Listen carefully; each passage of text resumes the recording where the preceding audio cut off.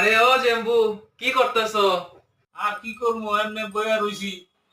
আর কেমনে মনে পড়লো তো আজকে জামাইপুর কথা? আচ্ছা জেম্বু, শুনো, এখন কোন মাস চলতে আছে কোসেন আমারে?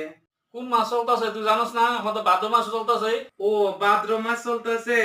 আচ্ছা নেও হইছে। কি রে, হঠাৎ করে তুই আমার মাসের কথা জিজ্ঞাসা? এখন তো ভাদ্র মাস চলতেছে, কি বিয়া টিয়া করার ইচ্ছা আছে তোর? কি আর কইতাম, তুমি তো বইনের জামাই, যতই হোক আমার জামাই বাবু। মনের কথা খান যদি তুমি বুঝো না তাহলে কে বুঝতো কোসেন? তা বিয়া যদি করস, আমার কাছে একটা পাত্রী আছে।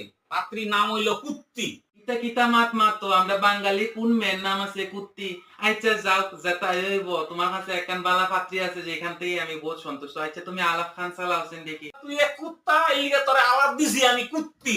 জানোস, ভাদো মাইয়া ভাদো মাসে বিয়া করতে আবার আইছে। শালা শালা। হ্যাঁ, কি কইলা? কুত্তি বিয়া করতাম ভাদ্র